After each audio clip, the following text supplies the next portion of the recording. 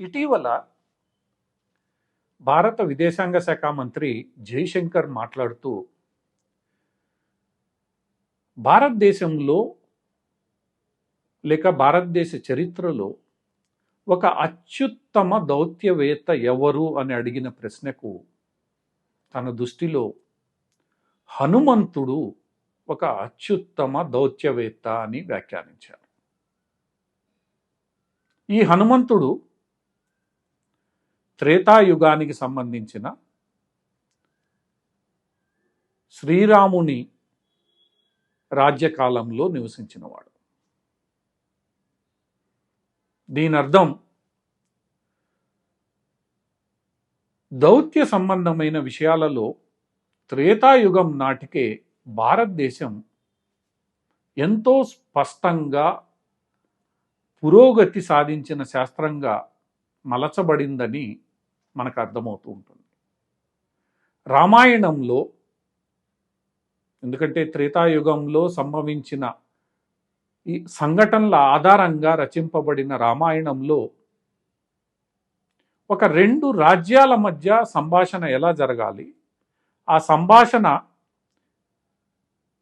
ఎవరు చేస్తే బాగుంటుంది, అటువంటి సంభాషణ నిర్వహించడానికి వెళ్ళిన సందర్భంలో ఆయా రాజులు ఎలా ప్రవర్తించాలి అన్న అంశాలను ఎంతో నిశితంగా విశదీకరించారు. మొట్టమొదటగా శ్రీరాముడు లంకకు చేరుకున్న వేళ యుద్ధానికి శ్రీకారం చుట్టే ముందు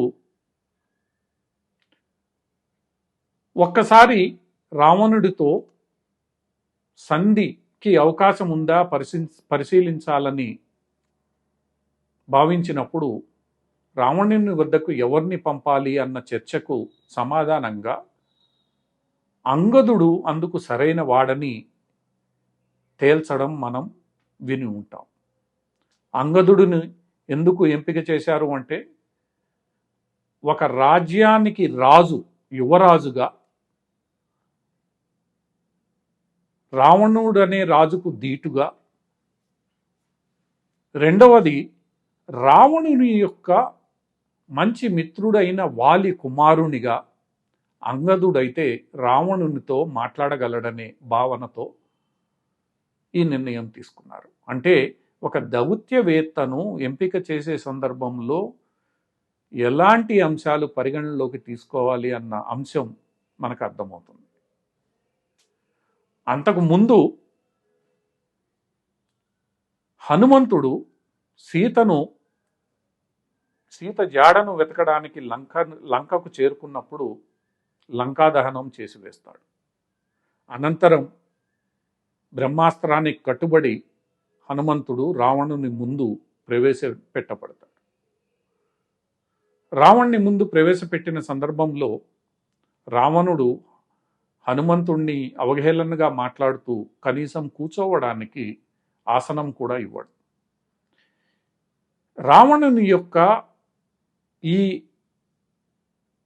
విధానాన్ని అనుసరించిన పద్ధతిని రావణుని తమ్ముడు విభీషణుడు తప్పుపడతాడు. ఒక దూతగా వచ్చిన వ్యక్తికి గౌరవం ఇవ్వాల్సిన బాధ్యత రాజుపై ఉంటుందని, అతనికి సముచిత స్థానం ఇవ్వాలని సూచిస్తాడు. అయినప్పటికీ హనుమంతుడు తన ఆసనాన్ని తానే తయారు చేసుకొని కూర్చుంటాడు. రావణునికి తగిన సమాధానం ఇస్తాడు. ఇలాంటి కొన్ని సంఘటనలు రామాయణంలో వ్రాయబడి ఒక రెండు రాజ్యాల మధ్య, రెండు రాజుల మధ్య, అది యుద్ధం కావచ్చు, శాంతి ఒడంబడిక కావచ్చు, లేదా మరో ఒప్పందం కావచ్చు, మరొక అంశం కావచ్చు, ఏదైనా ఎలా ఆ రెండు దేశాలు ఒకళ్ళతో ఒకళ్ళు మాట్లాడుకోవడానికి కావలసిన మధ్యవర్తులను ఏ రకంగా ఎంపిక చేసుకోవాలి, ఆ మధ్యవర్తులకు అంటే దౌత్యవేత్తలకు ఉండాల్సిన అర్హతలేంటి, వారు ఎలా సంభాషించాలి, వాళ్ళు ఒకళ్ళ రాజ్యాన్ని నుంచి ఇంకొక రాజ్యానికి వెళ్ళినప్పుడు అవతలి పక్షం వారు ఎలా గౌరవించాలి అన్న పలు అంశాలు మనకి ఈ కొన్ని సంఘటనల్లో మనకి తెలుస్తుంది, అంటే మనకి నేర్పించబడుతుంది. దీని అర్థం భారతదేశంలో దౌత్య నియమాలు, దౌత్యవేత్త యొక్క స్వరూప స్వభావాలు, రెండు రాజ్యాల మధ్య సంబంధాలు, వీటన్నింటిపై ఏ స్థాయిలో, ఒక పరిణితి చెందిన స్థాయిలో వ్యవహారం నడపబడుతోందన్న అంశం అర్థమవుతుంది. అయితే దురదృష్టకరమైన విషయం ఏమిటంటే, ఈ అంశాలు వేటిని కూడా నరేంద్ర మోడీ ప్రభుత్వం అధికారంలోనికి వచ్చేంత వరకు మన విశ్వవిద్యాలయాల్లో పరిశోధించబడలేదు, పరిశోధించడానికి అనుమతులు ఇవ్వలేదు, వాటిని మన పాఠ్యాంశాలలోనూ చేర్చలేదు, విద్యార్థులకు బోధించబడలేదు. ఇవన్నీ కూడా దాచివేయబడ్డాయి. అయితే ఈ మొత్తం వ్యవహారాన్ని నిశితంగా గమనించిన నరేంద్ర మోడీ ప్రభుత్వం, ముఖ్యంగా జైశంకర్ గారు ఎంతో సాహసంతో అత్యున్నతమైన దౌత్యవేత్త ఎవరంటే హనుమంతుడని పలికి ఇటువంటి అంశాలను ప్రపంచ దృష్టికి తీసుకుని వచ్చే ప్రయత్నం చేయడం ఎంతో సాహసోపేతమైన చర్య.